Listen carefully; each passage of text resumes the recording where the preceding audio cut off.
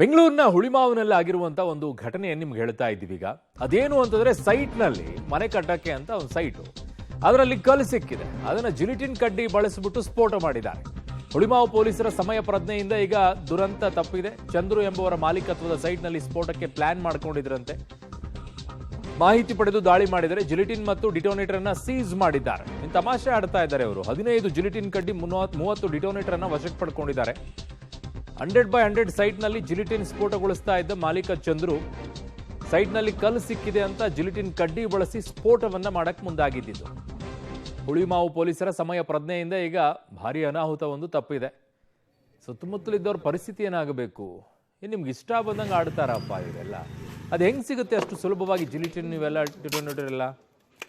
First ಇದ್ರ ಬಗ್ಗೆ ಯೋಚನೆ ಮಾಡಬೇಕು. ಡಿಟೋನೇಟರ್ಗಳು ಹೆಂಗೆ ಸಿಗ್ತಾ ಇವೆ, ಜಿಲಿಟಿನ್ ಕಡ್ಡಿಗಳು ಎಲ್ಲಿ ಸಿಗ್ತಾ ಇವೆ, ಯಾರು ಬೇಕಾದರೂ ಹೋಗಿ ಇಸ್ಕೊಳ್ಬೋದಾ? ನಾಳೆ ಹೆಚ್ಚು ಕಡಿಮೆ ಆದರೆ ಏನು ಬೇಕಾದರೂ ಆಗುತ್ತಪ್ಪ ಇದು.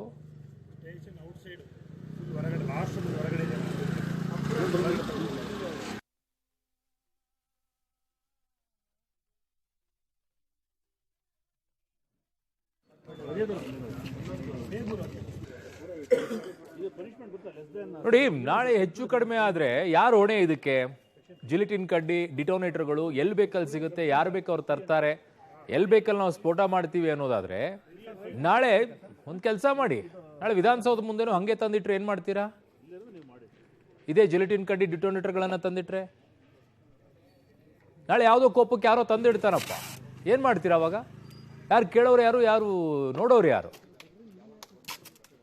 ಅದಕ್ಕೆ ಫಸ್ಟು ಅವುಗಳ ಬಗ್ಗೆ ತುಂಬ ಸ್ಟ್ರಿಕ್ಟಾಗಿ ಆಗಬೇಕು. ಯಾರು ತಗೋಬೇಕು, ಯಾರಿಗಿಲ್ಲ, ಲೈಸೆನ್ಸ್ ಇದ್ದವ್ರಿಗೆ ಸಿಗುತ್ತಾ, ಸಿಗಲ್ವಾ, ಹೆಂಗೆ ಸಿಗ್ತೀವನಿಗೆ ಕೇಸ್ ಹಾಕಬೇಕು. ಇನ್ನೊಂದು 5 ವರ್ಷ ಸೈಟೇ ಕೊಡಬಾರ್ದು ಅವನಿಗೆ. ಅದು ಹೆಂಗೆ ಕಟ್ಕೊಳ್ತೀಯ, ಕಟ್ಕೊ ಅನ್ಬೇಕು. ಹುಚ್ಚಾಟ ಮಾಡಕ್ಕೆ ಹೋಗ್ತಾರೆ ಅದ್ರ ಜೊತೆಗೆ.